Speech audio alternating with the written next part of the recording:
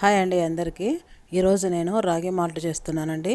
పొద్దున్నే కాఫీలు టీలు కాకుండా ఇలా రాగి మాల్ట్ ఒక గ్లాస్ తాగారంటే బలానికి బలము, బాడీకి చలవ చేస్తుంది. ఇది సంవత్సరంలో పిల్లలకు కూడా తాపించారంటే గిన మంచి పౌష్టికాహారం అన్నమాట. ఇది చేసే విధానం ఎలాగో చూపిస్తాను. ఇక్కడ వచ్చేసి 1 కప్పు రాగులు తీసుకున్నానండి. ఇందులో ఇసుక ఉంటుంది కాబట్టి కొంచెం బాగా కడుక్కొని గాలించుకుంటే గిన నైస్ ఇసుక పోతుందన్నమాట. లేదంటే చెరుక్కొని కొంచెము క్లీన్ చేసుకుంటే సరిపోతుంది.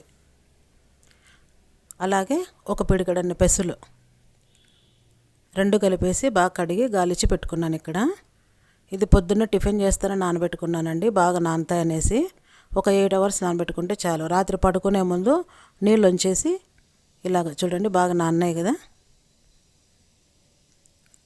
ఇప్పుడు వచ్చేసి నీళ్ళు వంచేసి ఒక కాటన్ క్లాత్లో వడేసుకోవాలన్నమాట. ఇది పొద్దున్నే తాగినామంటే అండి తొందరగా టిఫిన్ కూడా ఆకలేదనమాట. కడుపులో అంత తంపుగా ఉంటుంది బాగా. ఎందుకంటే రాగులు మంచి బలం కదండి, ఎముకలు కూడా బాగా గట్టిపడతాయి. ఇలా క్లాత్లో వేసుకొని గట్టిగా పిండేసుకుంటే గిన నీళ్ళు అనేది లేకోకుండా బాగా మొలకలు వస్తాయన్నమాట. నీళ్ళు ఉన్నాయంటే గిన మొలక రాదు. ఇలా స్ట్రైనర్లో పెట్టేసుకొని ఇలా పెట్టేసి ఒక ప్లేట్ మూసి పెట్టినామంటే ఆవిరికి బాగా ఉడుకు తీసుకొని మొలకలు తొందరగా వస్తాయి.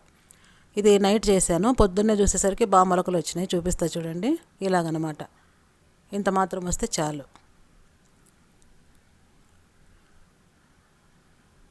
మామూలుగా ఇది పాతకాలం పద్ధతేనండి. పెద్దవాళ్ళు ఇలాగే తాగేవాళ్ళు. ఇప్పుడంటే మిల్లెట్స్ అవి కలుపుతున్నారు. నేను ఇప్పటికి కూడా ఇలాగే చేసుకుంటుంటాను. మా ఇంట్లో ఇలాగే తాపుతాను కూడా పిల్లలకి. మా ఇంట్లో అందరం ఇలాగే తాగుతాము. ఇవి నీడలోనే ఆరబెట్టుకోవాలి, ఎండకు పెట్టకూడదు. కొంచెం వేడిగా గాలి వస్తుంది కదా, ఆ ప్లేస్లో పెట్టుకున్నామంటే ఆ వేడి గాలికి ఒక 2 డేస్లో బాగా ఆరిపోతాయి. బాగా పొడిగా ఇలా నేను చూపిస్తున్నాను చూడండి. చేతికి తగులుకోకుండా బాగా రాలిపోవాలి. అంతేనండి. చూడండి అసలు చేతికే తగులుకోలే కదా, నేను ఎండకే వేయలేదనమాట.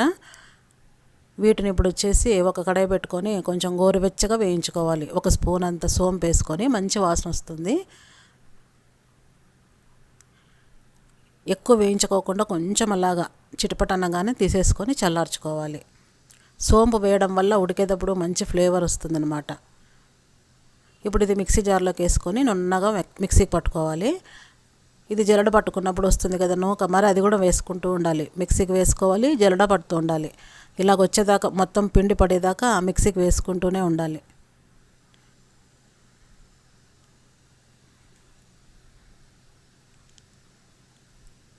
ఇప్పుడు వచ్చేసి ఎలా కాంచుకోవాలో చూపిస్తాను.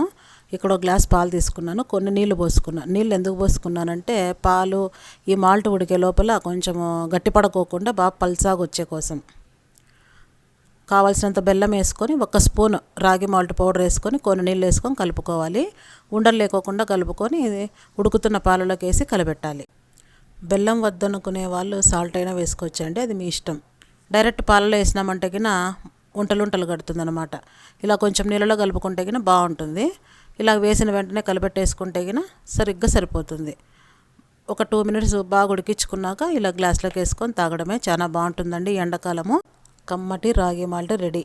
మీకు నచ్చుతుంది అనుకుంటున్నాను. మరిన్ని మంచి రెసిపీస్తో వస్తుంటాను.